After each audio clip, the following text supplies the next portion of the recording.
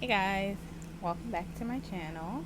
My name is Terivia, for all of you that don't know.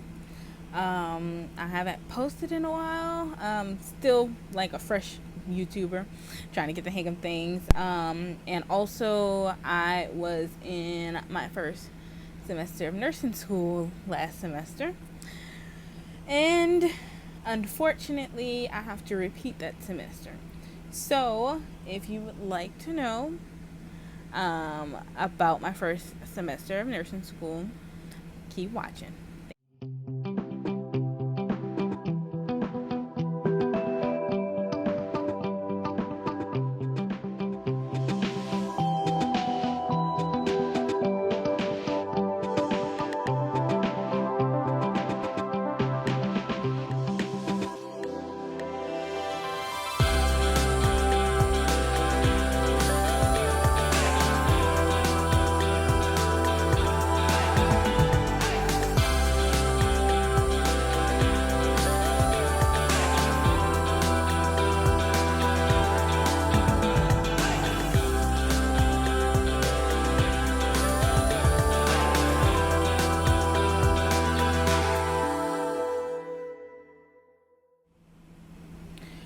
Okay, so as some of you know, that I got accepted into nursing school for last spring, and I went to nursing school, and I was in for a rude awakening.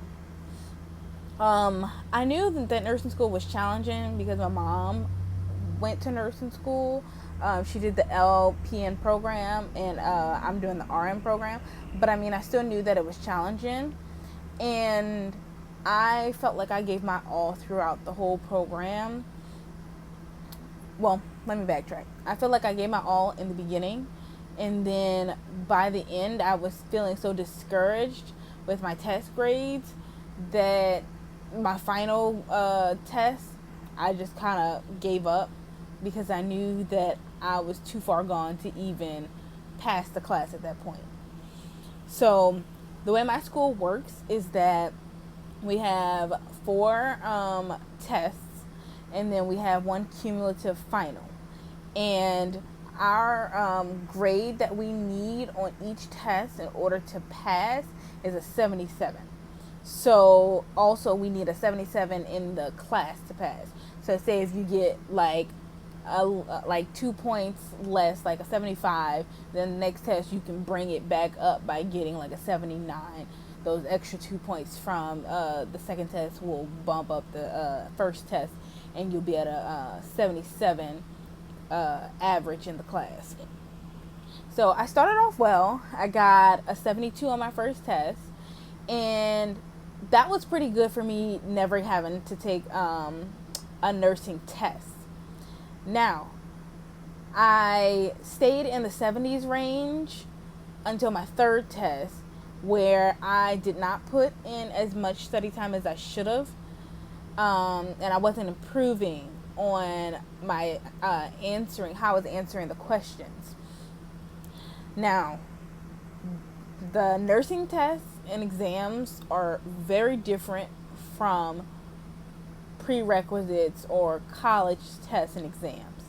College tests and exams, 9 times out of 10, you're memorizing the information and you're basically just spitting it back out on a test. Nursing exams, however, are very different. Not only do you have to, well, it's not even about memorizing the material. You have to know the material backwards and forwards, and it's not, hey, what is the definition of this? Hey, if the patient has this, what does this mean? It's no, it's, you know the definition of what this means? Okay, so I'm going to give you a scenario with that in it, and I need you to tell me, what would you do as a nurse? What are you qualified to do as an RN without a doctor's order, without harming the patient even more? Like, the scenarios and questions are very, very different. And if you don't know how to answer those questions, you're not going to pass that exam at all. And I am very good at memorizing things, And it wasn't like I didn't know the information. I knew the information. I just did not know how to answer those questions. I didn't know how to answer it, and I didn't know what they wanted and what the question was asking me. And sometimes I knew what the question was asking me and I still didn't know how to answer it. It's like thinking is different when you're a nurse. You're at this point trying to keep somebody alive, or you're trying to bring somebody back to life, or even to get them to start breathing again. So the way that they are structuring these tests is to put you in real world scenarios where they're like, you're the only person in the room and your patient has this condition, or your you notice your patient, this is happening with your patient. What are you doing for this patient? How are you helping this patient? And me as a brand new nursing student, I could not grasp that thinking. In my mind, I'm still a student. I'm learning everything. So I'm thinking, okay, so they're going to give me a bunch of information and I'm just going to spit it back at them. And then later down the road, they're going to be like, okay, so take everything that you learned. Now here's a scenario and tell me what you should do.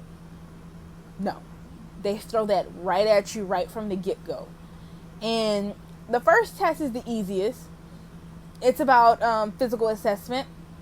And even though it's very detailed, I believe one of my teachers did a physical assessment on her husband, and she recorded it so that we can see how it's supposed to be done, and she kind of explained it to us also.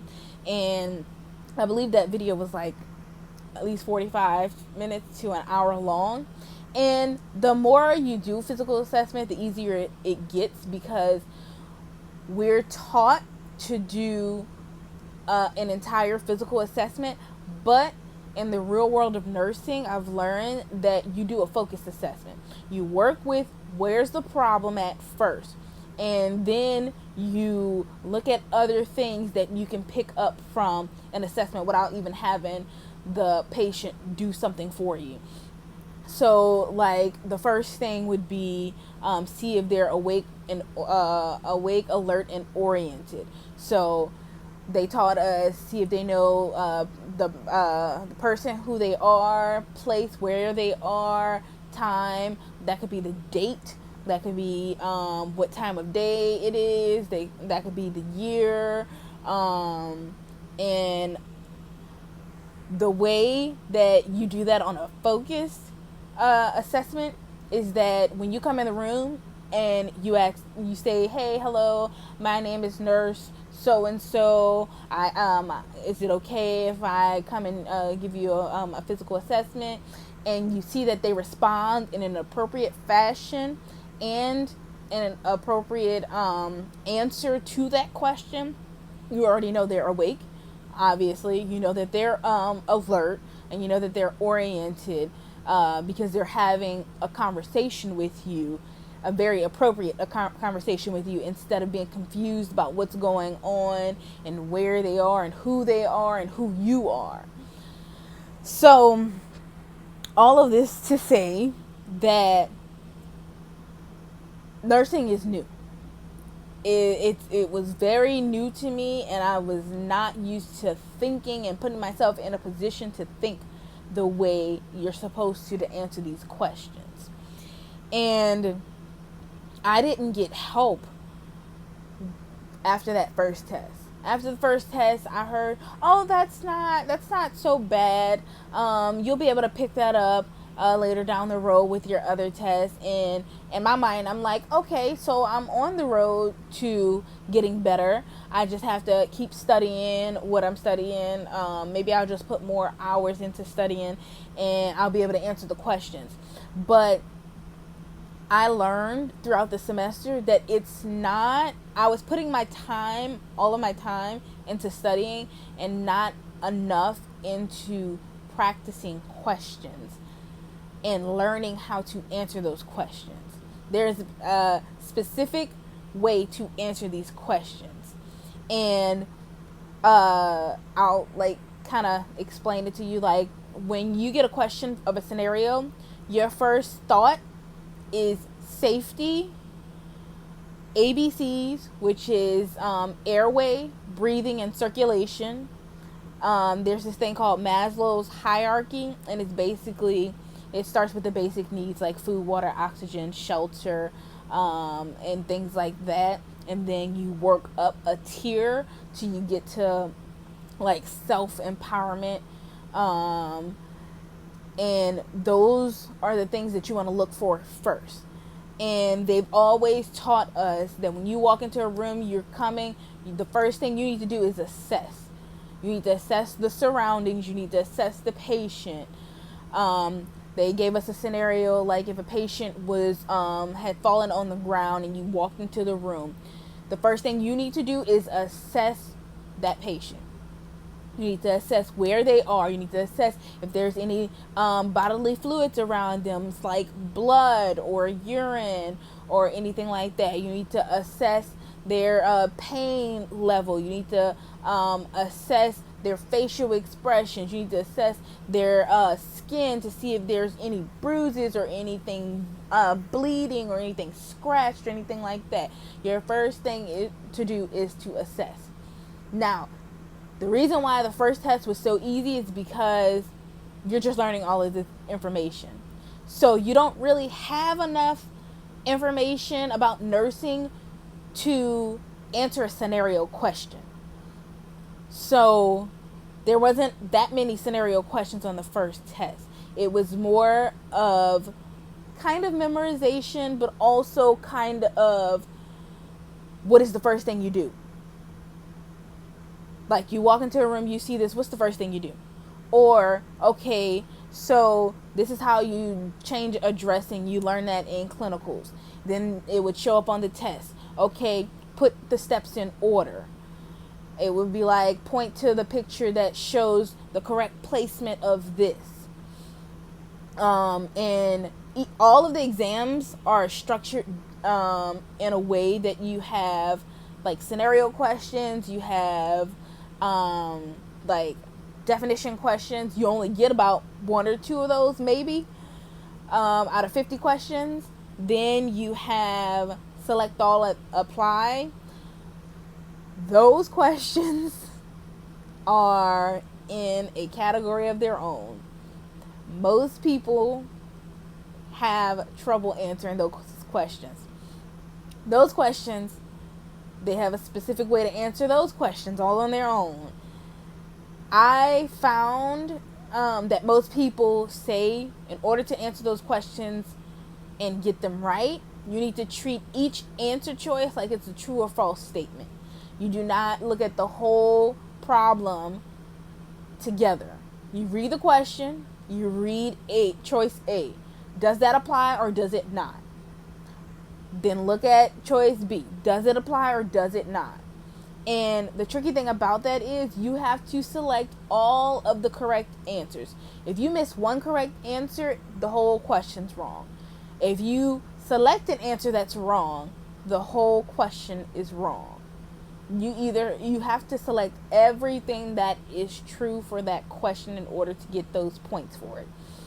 And I believe we had about 5 of those per test. So that's 10 whole points right there already lost if you don't know how to answer those questions and get them right.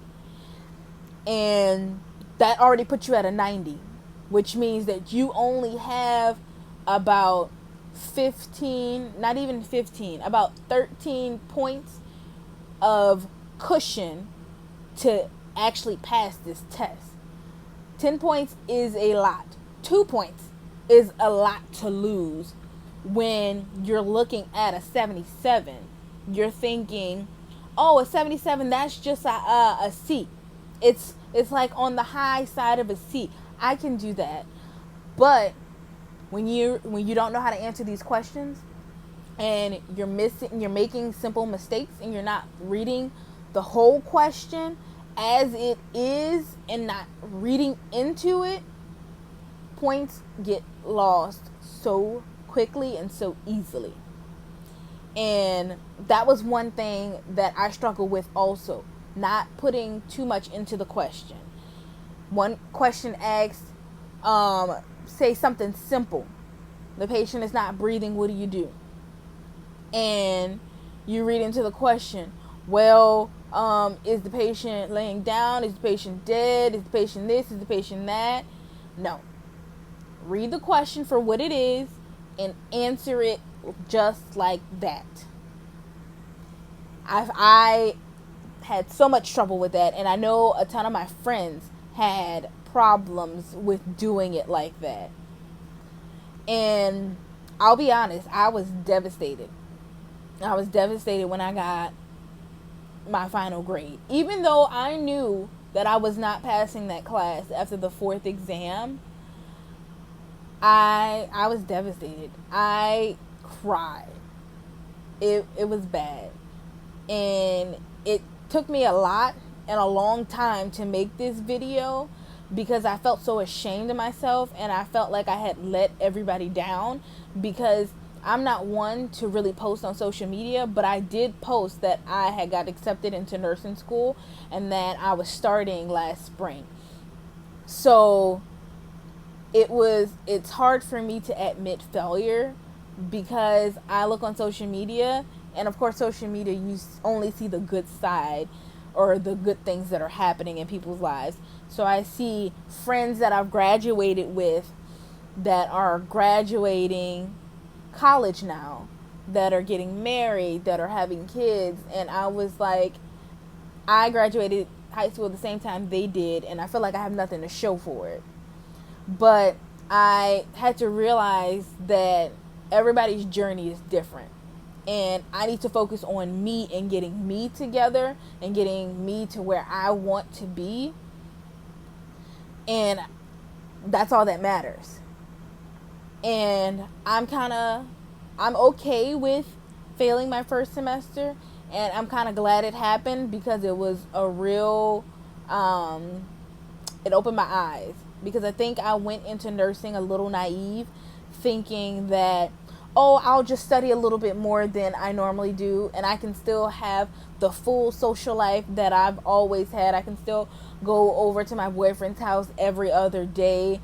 I can still, all I have to do is study 3 or 4 hours once or twice a week, and that'll be good. No, that's not how nursing is. Nursing, I heard a reference in medical school. It's called the pancake method. And I think nursing kind of applies to that too, just because it's so much information in the 2 or 2.5 years that your program is, that you start off on, say, Monday, and you have 5 pancakes, and say each pancake is like a different topic for that lecture. So you need to eat those 5 pancakes, study each of those topics, and make sure you know them. And if you don't, on Tuesday, whatever you have left over from Monday, you need to add on to Tuesday. So now Tuesday, instead of having 5 pancakes, you have maybe 6 or 7, or maybe even up to 10.